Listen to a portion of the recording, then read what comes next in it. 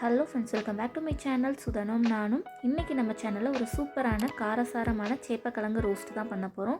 இந்த சேப்பக்கிழங்கு ரோஸ்ட் பண்ணுறதுக்கு நான் ஒரு 1/4 கிலோ அளவுக்கு சேப்பக்கிழங்கை நல்லா கழுவி எடுத்து வச்சுருக்கேன். மண்ணெல்லாம் போகிற அளவுக்கு நல்லா கழுவிக்கோங்க.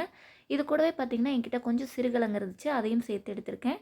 கிட்டத்தட்ட எல்லா கிழங்கும் சேர்த்து ஒரு 300 கிராம் அளவு இருந்தது. ஃபஸ்ட்டு இப்போ நம்ம கிழங்க வேக வச்சிடலாம். கிழங்கு வேக வைக்க ஒரு வானலியில் ஒரு 4 கப் அளவுக்கு நான் தண்ணி சேர்த்துருக்கேன். தண்ணியில் ஒரு டீஸ்பூன் அளவுக்கு உப்பு சேர்த்துட்டு நம்ம கிழங்கெல்லாம் உள்ளே போட்டுட்டு ஒரு 15லேருந்து 20 நிமிஷம் நல்லா வேக வச்சுக்கோங்க. கிழங்கு பார்த்திங்கன்னா ரொம்ப கொலன்னு ஆகிற அளவுக்கு வேக வச்ச வேண்டாங்க. ஒரு 80% வெந்தாலே போதும். அப்போ தான் ரோஸ்ட் பண்ணும்போது நல்லாயிருக்கும். ஒரு கத்தி வச்சு இது போல் குத்தி பார்த்திங்கன்னா உள்ளே இறங்கும், அந்த அளவுக்கு வெந்திருந்தாலே போதும். இப்போது கிழங்கு வெந்துருச்சு. இதை ஒரு பிளேட்டில் வந்து மாற்றி வச்சுக்கலாம். தண்ணியெலாம் வடிச்சிட்டு இது நல்லா ஆறுனதுக்கப்புறமா இதோட தோலெல்லாம் வந்து நம்ம உரித்து எடுத்து வச்சுக்கலாம். இப்போ நான் இதே போல் எல்லா கிழங்கோட தோலையும் உரித்து எடுத்து வச்சுட்டேன். இதை வந்து இப்போ நம்ம கட் பண்ணிக்கலாம். கிழங்கை கட் பண்ணும்போது ரொம்ப தடிமனாகவும் கட் பண்ண வேண்டாம், அதே போல் ரொம்ப மெலிசாகவும் கட் பண்ண வேண்டாம். இந்த அளவுக்கு நம்ம கட் பண்ணும்போது தான் நமக்கு நல்லா ரோஸ்ட் பண்ணும்போது கிழங்கு உடையாமல் வரும். இப்போ நம்ம கிழங்கெல்லாம் கட் பண்ணி எடுத்து வச்சாச்சு. இதை ஒரு ஓரமாக வச்சுட்டு அடுத்ததான் நம்ம மசாலா ரெடி பண்ணிக்கலாம். இதுக்கு ஒரு மிக்சிங் பவுலில் 1 டேபிள் ஸ்பூன் அளவுக்கு கடலை மாவு, 1 டேபிள் ஸ்பூன் அரிசி மாவு, ஒரு 2.5 டீஸ்பூன் அளவுக்கு தனி மிளகாய் தூள் சேர்த்துக்கிறேன்.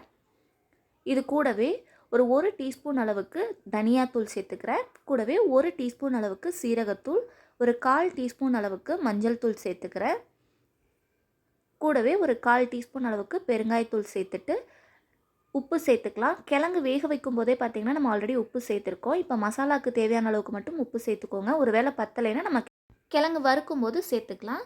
இப்போ மாவு மசாலா எல்லாத்தையும் சேர்த்து நல்லா இது போல் கலந்து வச்சுக்கோங்க. இப்போ கலந்து வச்சுட்டு நம்ம கட் பண்ணி வச்சுருந்த கிழங்கு எடுத்து உள்ளே மாற்றிட்டு இப்போ மாவு வந்து எல்லா பக்கமும் நல்ல கிழங்கோட கோட் ஆகிற மாதிரி கலந்து விட்டுருங்க.